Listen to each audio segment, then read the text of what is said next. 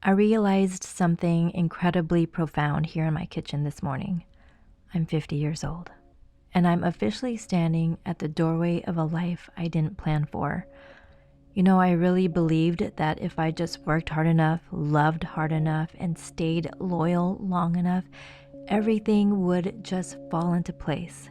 But it didn't happen that way, and nobody ever says that out loud. If you're a woman sitting in a quiet house right now, realizing the life you spent decades building doesn't completely fit you anymore, you aren't the only one. Lately, I've been reading Adult Children of Emotionally Immature Parents, and it has been a mirror for so much of my life.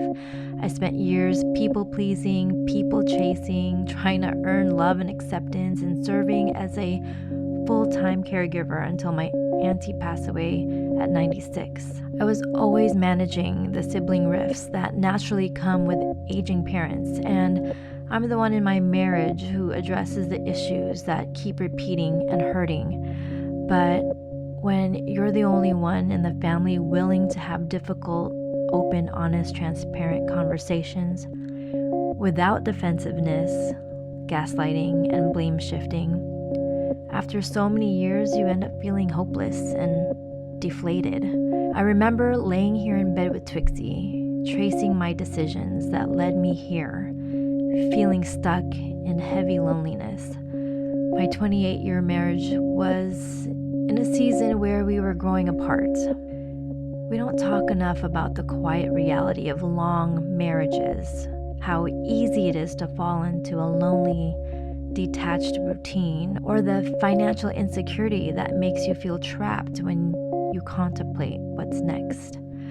I knew if I didn't change something within myself, I would stay stuck in this heavy ache forever.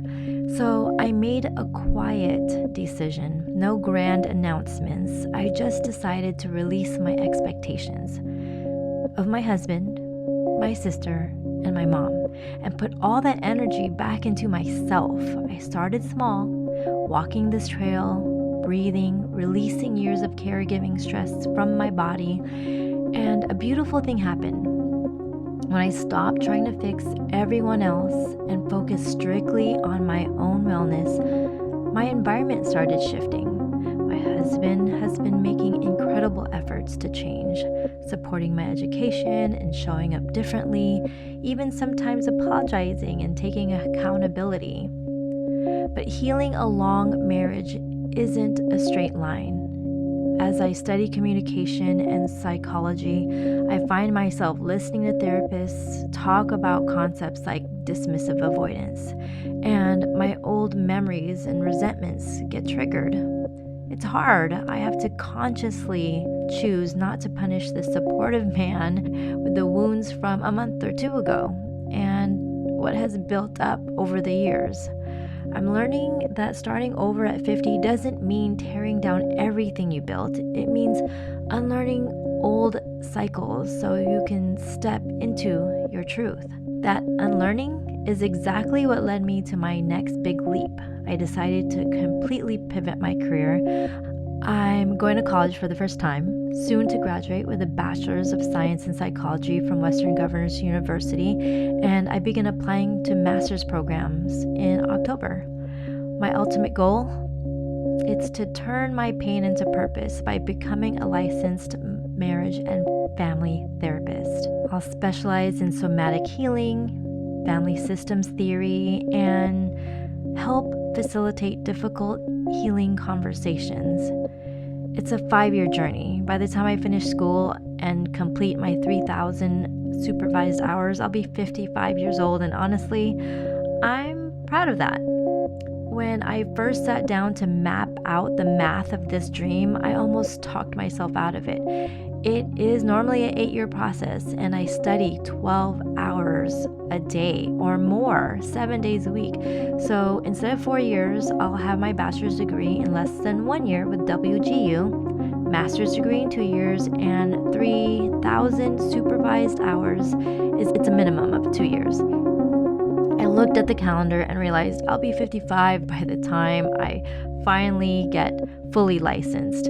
But then I stopped and asked myself a hard question. How old will I be in 5 years if I don't do this? The answer is still the same. I'm going to be 55 anyway. I might as well be 55 with a deep sense of purpose.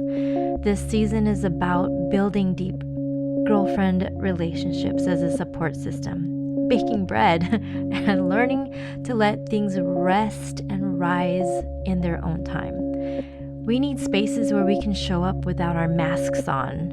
If you don't have that support system in your life right now, let this channel be a safe place for you. Which brings me to here, studying neuropsychology in bed. One of the most freeing concepts I keep returning to is neuroplasticity, the scientific fact that our brains are completely capable of rewiring, adapting, and creating entirely new pathways of thinking and being at any age. Your brain is not an unchangeable muscle, and neither is your life. You are not too old, you are not behind, and you are definitely not broken.